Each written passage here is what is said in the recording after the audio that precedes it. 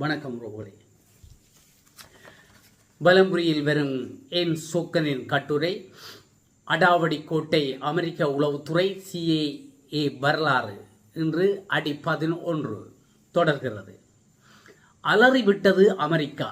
தங்களுடைய ஜென்ம விரோதியை இப்படி காலடியில் உட்கார வைத்துக் கொண்டு அவர்களால் எப்படி நிம்மதியாக இருக்க முடியும்? கியூபாவில் சோவியத் யூனியன் அப்படி என்னதான் செய்கிறது? இந்த கேள்விக்கு பதில் தேடி CIAயின் உளவு கரங்கள் நீண்டன. உலகெங்கும் கண்கள். மாஸ்கோவில் இருந்த ஒரு CIA அதிகாரியை அந்த ரஷ்யர் அணுகினார். நான் உங்களுக்கு உதவ விரும்புகிறேன் என்றார். உதவி என்றால் உளவு அகராதியில் அதற்கு ஒரே அர்த்தம்தான்.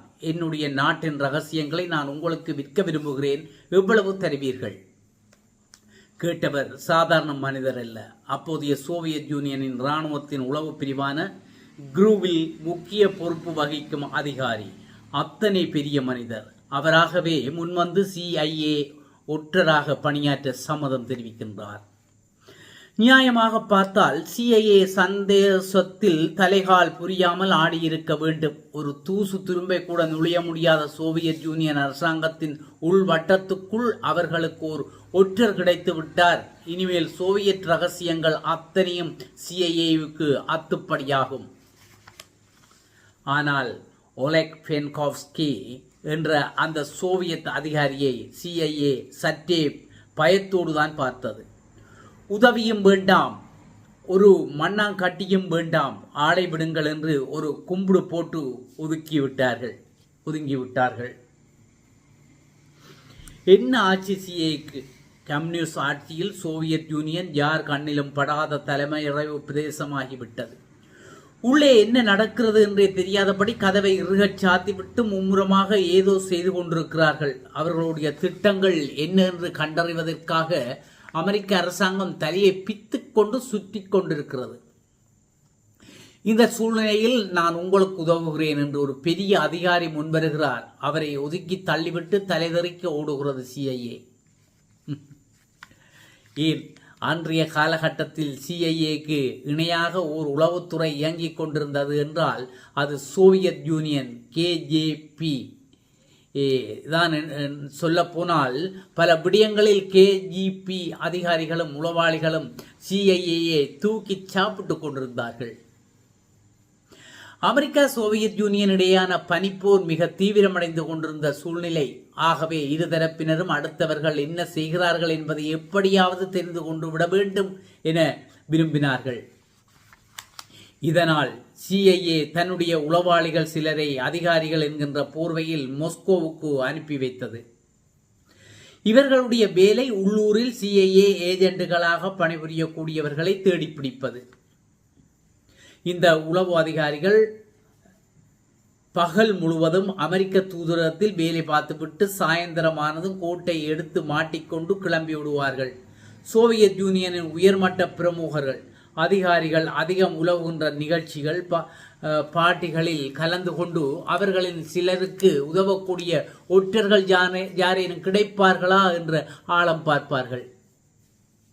இப்படி CIA சோவியத் யூனியனுக்குள் தனது ஒற்றர்களை தேடிக்கொண்டிருந்த அதே நேரத்தில் இன்னொரு பக்கம் KGB அமெரிக்காவினுள் நன்றாக ஊடுருவியிருந்தது. அங்கே நடக்கின்ற விடயங்கள் அனைத்தும் அட்சரம் பாக்கி இல்லாமல் மாஸ்கோவுக்கு சென்று சேரத் தொடங்கி இருந்தது. அது மட்டுமில்லை, இன்னொரு பக்கமாகவும் அமெரிக்காவை தாக்க வேண்டும் என்ற நினைத்தது KGB. உள்ளூரில் அவர்கள் சுறுசுறுப்பாக ஒற்றர்களை தேடுகின்ற சமாச்சாரம் ஏற்கனவே KGBக்கு தெரிந்திருந்தது. இந்த வாய்ப்பை பயன்படுத்தி கொஞ்சம் விளையாடி பார்க்கலாம் என்று தீர்மானித்தார்கள். இதன்படி சோவியத் யூனியனின் நம்பிக்கைக்குரிய அதிகாரிகள் மற்றும் பொதுமக்கள் சிலரை அமெரிக்க ஆதரவாளர்கள் போல் நடிக்கச் செய்தது KGB. இவர்கள் CIA அதிகாரிகளை நேரடியாக சந்தித்து பேசினார்கள். அல்லது எதேச்சியாக அவர்கள் காதில் விழுவது போல் சோவியத் அரசாங்கத்தை விமர்சித்து கல்லெறிந்தார்கள். இதை கேட்ட CIA அவர்களை தங்களது ஒற்றர்களாக தத்தெடுத்து கொண்டது. ஒவ்வொருவருக்கும் ஏகப்பட்ட சம்பளம் கொடுத்து சோவியத் சமாச்சாரங்களை மோப்பம் பிடிக்க முயன்றார்கள். இந்த ஒற்றர்களிடமிருந்து சிஐஏக்கு உருப்படியாக எந்த தகவல்களும் கிடைக்கவில்லை. போதாக்குறைக்கு சிஐஏயின் நடவடிக்கைகளை பற்றி அனைத்து தகவல்களையும் அவர்கள் கர்ம சிரத்தையாக கேஜிபிக்கு அனுப்பி கொண்டிருந்தார்கள். சற்றே தாமதமாகத்தான் இந்த உண்மையை புரிந்து கொண்டது சிஐஏ. அதற்குள் நிலைமை கைமாறிவிட்டது. இப்போது தங்களை சுற்றிலும் இருப்பவர்களில் யாரெல்லாம் நியமான அமெரிக்க ஆதரவாளர்கள், யாரெல்லாம் கேஜிபியால் அனுப்பப்பட்ட டபுள் ஏஜென்ட்கள் என்று புரியாமல் திகைத்து போனார்கள். சுருக்கமாக சொல்வதென்றால் சிஐஏவை துல்லியமாக தூண்டில் போட்டு பிடித்து விட்டது கேஜிபி. அதன் பிறகு ரஷ்யர்கள் யாரை பார்த்தாலும் அமெரிக்காவுக்கு சந்தேகம் பிறக்க தொடங்கியிருந்தது. ஆகவேதான் ஒலெக் பென்கோவ்ஸ்கியை பார்த்துவிட்டு சிஐஏ விலகி ஓடியது. ஒருவேளை இந்த ஆள் கேஜிபியின் உளவாளியாக இருந்து தொலைத்து விட்டால் எதற்கு வம்பு? அதற்காக அவர்களால் சோவியத் யூனியனை உளவு பார்க்காமல் இருந்து விடவும் முடியாது. இந்த நிமிஷத்தில் சோவியத் விஞ்ஞானிகள் அமெரிக்காவை தாக்குவதற்காக என்னென்ன நவீன ஆயுதங்களை எல்லாம் தயாரித்து கொண்டிருக்கிறார்களோ என்கின்ற சிந்தனைதான் அவர்களை புது புது உளவு வழிகளை தேடி துரத்தியது. ஆரம்பத்தில் சோவியத் எல்லைக்குள் தன்னுடைய உளவாளிகளை பராஷூட் மூலம் இறக்கி கொண்டிருந்தது சிஐஏ. இதில் ஆபத்து அதிகம் என்பதால் பின்னர் ரகசிய கமராக்கள் பொருத்திய பலூன்களை அனுப்பி வைக்க தொடங்கினார்கள்.